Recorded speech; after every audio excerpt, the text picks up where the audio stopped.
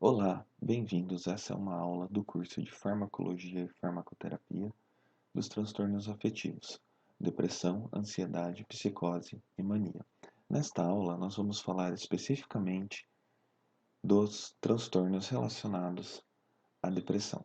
Para falar desses transtornos, nós vamos ter um enfoque baseado na fisiopatologia, na farmacologia e na farmacoterapia da depressão. Natureza da depressão. A depressão é uma doença que acomete 10 a 15% da população mundial, segundo os últimos levantamentos realizados. A incidência da depressão é 2 vezes maior em mulheres do que em homens. Provavelmente isso se deve aos fatores relacionados ao estrógeno. O estrógeno é considerado um fator de modulação de liberação do sistema trimonominérgico. É uma emoção que pode ser sentida por quase todas as pessoas em algum estágio da vida. Eu diria que por todas as pessoas em algum estágio da vida. E alguns autores consideram a depressão e a mania como os polos extremos dos transtornos afetivos, mas durante essa aula nós vamos verificar que não é bem assim que isso acontece. Neste slide, então, nós podemos ver as fases do humor. A primeira fase do humor que nós devemos destacar é aquela que nós chamamos de eutimia, também conhecida como humor médio normal. É aquilo que se espera de uma pessoa sem nenhum distúrbio relacionado ao humor. A depressão, que é o polo mais baixo do humor, ocorre quando há um rebaixamento do humor, ou seja, na atividade e na vontade da pessoa realizar determinadas ações. A mania é o polo oposto, quando ocorre então um excesso de ativação do humor, ocorre um aumento muito grande do humor. Nós temos entre a eutimia e a depressão aquilo que nós chamamos de distimia, que nada mais é do que um humor levemente rebaixado, mas que não chega ao polo depressivo. E entre a eutimia e a mania, nós temos a hipomania, que é o humor levemente aumentado, mas que não chega ao polo maníaco. Na depressão, podem ocorrer afecções leves, onde ocorrem distúrbios de humor, até formas graves com alucinações, delírios, transtornos psicóticos e até mesmo tentativas de suicídio. Quando nós falamos em depressão, nós temos que tomar muito cuidado com as possíveis ideações suicidas. Vários estigmas culturais dificultam o tratamento adequado da depressão, porque não é muito incomum que se diga que a depressão é coisa de quem não tem o que fazer, a depressão é doença de gente preguiçosa, é doença de gente sem ocupação. E na realidade, esses estigmas estão completamente errados, e além disso, nós podemos afirmar que isso gera um fator de não tratamento, porque o paciente ele se sente envergonhado de dizer que tem depressão. Ele não busca tratamento e ele fica em sofrimento. A depressão é caracterizada por sintomas emocionais e sintomas biológicos que nós vamos debater um pouquinho mais à frente. E nós podemos afirmar ainda que 20% dos pacientes com depressão são refratários a qualquer tipo de tratamento com antidepressivos. Então, tem que se buscar outras alternativas que não sejam os antidepressivos para esses pacientes. Quais são os sintomas emocionais que nós devemos destacar na depressão? Primeiro, infelicidade, apatia, pessimismo, sensação de que tudo pode dar errado. Isso é uma sensação muito comum entre os pacientes depressivos. Além disso, baixa autoestima, o paciente sempre acha que tudo aquilo que ele faz não é tão bom ou poderia ser melhor. Sentimento de culpa, inadequação e feiura, o paciente se sente culpado por qualquer coisa que venha dar errado no seu convívio social, no seu convívio de trabalho, como se tudo fosse por ele não se adequar ao meio ou por ele não ter realizado aquilo que se esperava dele de forma correta. Dificuldade na tomada de decisão, porque nós sabemos que a depressão ela pode causar diminuição de células em algumas áreas cerebrais, principalmente como o hipocampo. Além disso, tem uma redução da liberação de neurotransmissores, que mais à frente nós vamos falar um pouquinho também. E perda da motivação para a realização das suas atividades diárias. Entre os sintomas biológicos, nós podemos destacar o retardo do pensamento e da ação. O paciente demora muito para raciocinar. Isso também está relacionado àquela diminuição neuronal que eu falei anteriormente. Perda da libido. O paciente não tem atração, não tem vontade de realizar atividade sexual. Distúrbios do sono, onde o paciente ele pode dormir demais ou dormir muito pouco. As duas coisas são previstas. Perda do apetite, né? É o que mais ocorre de mais comum, a perda do apetite, mas também existem pacientes que passam a comer muito, né? Tem aumento gradativo do apetite. E dores psicossomáticas que podem estar relacionadas a outras doenças, como fibromialgia, tensões, entre outras. Geralmente, nós classificamos as síndromes depressivas, né, chamamos elas de depressão unipolar ou reativa, né? Ou seja, o que é essa depressão unipolar ou reativa? É aquela onde o paciente sempre tem o polo depressivo. Geralmente ela é não familiar, ou seja, não há um componente hereditário tão forte. Pode acontecer com qualquer pessoa. Nós sabemos que existem genes relacionados ao aparecimento dos transtornos afetivos, né? Depressão, ansiedade, esquizofrenia e transtorno bipolar. Mas o fator influencia muito o funcionamento desses genes. Geralmente ela é associada a episódios estressantes, acompanhada de sintomas de ansiedade e agitação. A pessoa sempre oscila para o humor na direção inferior. Esse tipo de depressão unipolar, né, de acordo com o Diagnóstico Estatístico de Saúde Mental, sua quinta edição, ele é classificado em várias formas: transtorno disruptivo da desregulação do humor, transtorno depressivo persistente, a distimia, transtorno disfórico pré-menstrual, entre outros ali. Mas o que eu gostaria muito de evidenciar é o transtorno depressivo maior, que ele pode ser um episódio único ou recorrente, ou então ele também é acompanhado com muitos sintomas, que podem ser sintomas ansiosos, mistos, melancólicos, atípicos, psicóticos, congruentes ou incongruentes, né? Catatonia, ou seja, não reação aos estímulos externos. Pode ocorrer no início pós-parto ou então pode ser sazonal, de acordo com a época do ano. Em alguns locais onde nas épocas mais frias do ano, outono e inverno, há uma diminuição muito forte da iluminação, algumas populações experimentam esse tipo de sensação. Então, falando um pouco mais do transtorno depressivo maior, nós sabemos que é um transtorno de alta recorrência. Entre 50% e 85% dos pacientes que apresentam um transtorno na vida podem vir a apresentar novamente esse transtorno.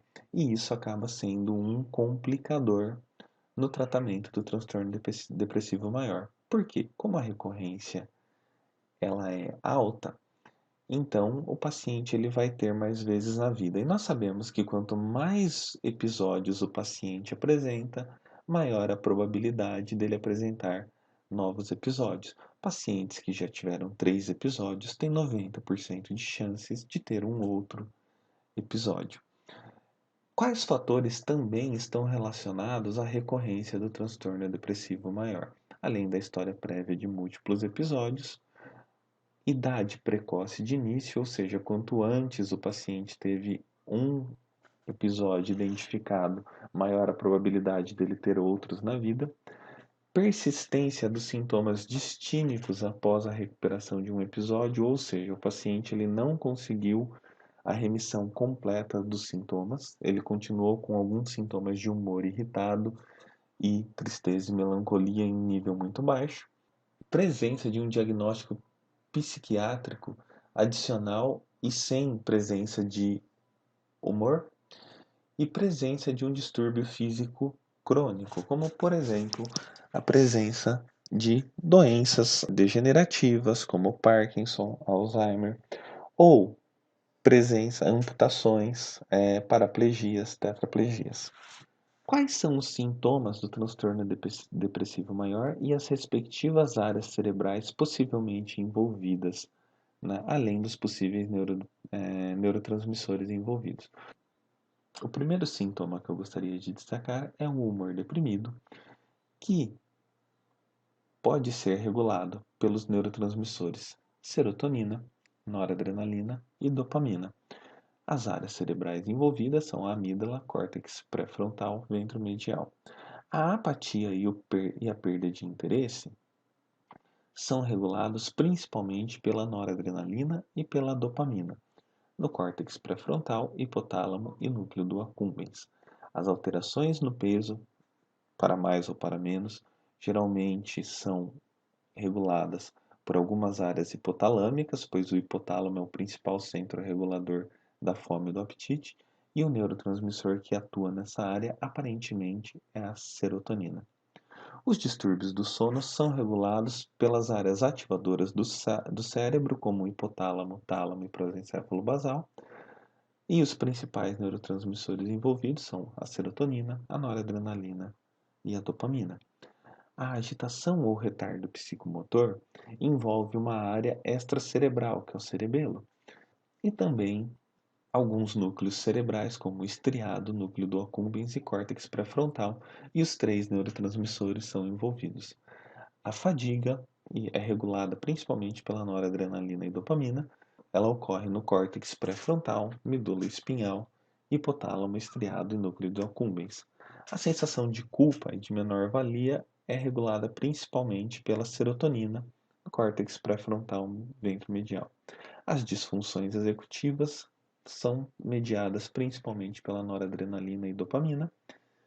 E a ideação suicida, que é algo muito perigoso, nós sabemos que ela é mediada principalmente pela serotonina em áreas como amígdala, córtex pré-frontal ventromedial e o córtex órbito-frontal. Fatores associados ao aumento da gravidade dos transtornos depressivos maiores são história de um episódio anterior complicado por tentativa de suicídio, características psicóticas e comprometimento funcional grave. Nós falamos agora há pouco em distimia, né, e a distimia é a forma menos grave da depressão. Em geral, ela é prolongada e de baixa frequência de remissão. O paciente distímico pode apresentar os sintomas por 1, 2, 3 anos, mas uma vez que ele é curado, dificilmente ele retorna a apresentar os sintomas. Esses sintomas são mais brandos e quais são os sintomas comuns? Perda de interesse nas suas atividades cotidianas, baixa produtividade, baixa autoestima, sentimento geral de inadequação. A depressão dupla é uma depressão onde o paciente ele apresenta distimia sem remissão com episódios de depressão maior. E o transtorno bipolar, que nós não vamos comentar nessa aula, vamos comentar na outra. Geralmente ele aparece na vida adulta. A pessoa oscila entre a depressão e a mania com intervalos de semanas, meses, e ele pode ter uma forte tendência hereditária. Bases biológicas da depressão, né? E aí nós vamos falar então da teoria trimonominérgica ou teoria da monoamina. Através da observação de evidências, em 1965 foi proposto que um déficit funcional nas monoaminas, principalmente na serotonina e na noradrenalina, em alguns locais do cérebro, poderiam ser o causador da depressão. Ninguém nunca foi dosar efetivamente o quanto dessas monoaminas existem no cérebro, né? Mas, através de alguns efeitos e algumas evidências que eu vou mostrar para vocês, nós podemos observar que isso tem algum sentido, né? Então, nós sabemos o seguinte, que os antidepressivos tricíclicos, eles aumentam a liberação de noradrenalina e serotonina e muitas vezes da dopamina também, e eles produzem uma melhora no humor. Os inibidores da monoaminoxidase também aumentam a liberação dessas três monaminas e produzem uma melhora no humor. Já a reserpina, que diminui essas três monoaminas, né, a alfa-metiltirosina, que diminui a noradrenalina, e a metildopa, que também diminui a noradrenalina, e a metildopa também pode diminuir a dopamina, produzem piora no humor. A eletroconvulsoterapia é um procedimento que muitas pessoas geralmente assemelham ao eletrochoque, né? Mas não é o eletrochoque que foi utilizado na época das hospitalizações aqui no Brasil. Ela é um procedimento que, quando realizado adequadamente, ela provoca uma grande melhora no humor. E esse tratamento, muitas vezes, ele deve ser utilizado em pacientes em quadros graves ou com alto risco de cometer suicídio, né? Porque essa melhora no humor faz com que o paciente ele não tenha diminuição desse risco. E o triptofano, que é o precursor da serotonina, ele também produz melhora no humor. Bom, então havia uma discussão sobre a relevância da noradrenalina e da serotonina na gênese da depressão, sendo essas duas aminas consideradas as mais importantes no mecanismo da doença. Já a dopamina, ela era relativamente desprezada. Atualmente, nós sabemos que a dopamina ela também tem alguma importância para alguns pacientes que apresentam alguns sintomas. E atualmente, a teoria monoaminérgica sugere que existe um mau funcionamento em todo esse sistema, e apesar das evidências citadas, ainda não há nenhum, como eu disse para vocês, não há ainda nenhum estudo que demonstrou de forma contundente que a diminuição ou aumento dessas monoaminas nas áreas no cérebro. Desta forma, então, como os estudos não conseguiram evidenciar isso, foi pesquisado a hipótese dos receptores monoaminérgicos. E aí, então, se suspeita que anormalidades nesses receptores podem levar ao aparecimento da depressão. Alguns estudos pós-mortem demonstraram que o aumento dos receptores 5-HT2 no córtex frontal de pacientes que cometeram suicídio é significantemente maior em relação a pacientes que não cometem suicídio, mesmo esses pacientes apresentando depressão. Alguns estudos de neuroimagem também mostraram alterações nos receptores serotoninérgicos em pacientes depressivos. Antes de nós falarmos sobre a farmacologia dos antidepressivos e sobre os protocolos terapêuticos, nós precisamos fazer algumas considerações sobre a terapia antidepressiva. E a primeira que eu gostaria de fazer é que os efeitos adversos podem ser mais incisivos nos primeiros dias de uso, na primeira semana, na segunda semana. E isso acontece porque há uma hiperproliferação de receptores em algumas regiões do cérebro. Pode existir também um período de defasagem terapêutica que chega a durar, às vezes, 4 semanas, em alguns pacientes podendo chegar a 8 semanas. E isso acontece também devido a uma desregulação em alguns sistemas receptores. Mais para frente eu vou mostrar para vocês a desregulação desses sistemas e explicar como que isso se encaixa com essas duas coisas que eu falei. 2/3 dos pacientes irão apresentar remissão de 50% nos sintomas em 8 semanas de tratamento. 1/3 dos pacientes apresenta remissão completa com apenas um fármaco. Se o paciente não apresentar remissão dos sintomas, ou seja, 50% de remissão dos sintomas em 8 semanas, é apropriado mudar a classe terapêutica. Após o sucesso do tratamento, a manutenção deve ser de 6 a 12 meses. Se o paciente estiver há mais de 2 anos com depressão ou apresentar mais de 2 episódios ao longo da vida, alguns estudos recomendam o tratamento ao longo da vida de forma ininterrupta. E existe grande possibilidade de interações entre esses fármacos. Os critérios de Milliard recomendados para as respostas ao tratamento são: não resposta menor ou igual a uma redução de 25% na gravidade dos sintomas em comparação à linha de base. Qual que é a linha de base? É a primeira consulta. Se essa não resposta for de 25%, algumas atitudes serão tomadas mediante protocolos. Resposta parcial é quando há redução de 26 a 49% dos sintomas da consulta inicial. Resposta maior ou igual a 50% da gravidade dos sintomas é chamada então de resposta apenas. Respostas com sintomas residuais é quando o paciente tem quase a remissão completa dos sintomas. Ficam pequenos sintomas ali que ainda devem ser tratados. E a remissão é quando o paciente não apresenta mais nenhum dos sintomas presentes na consulta inicial. No próximo vídeo, eu vou mostrar para vocês os tipos de neurotransmissores envolvidos na depressão, serotonina, noradrenalina e dopamina. Vou falar um pouquinho sobre eles e fazer algumas explicações com relação a esses três neurotransmissores que serão muito úteis quando nós falarmos da farmacologia desses neurotransmissores.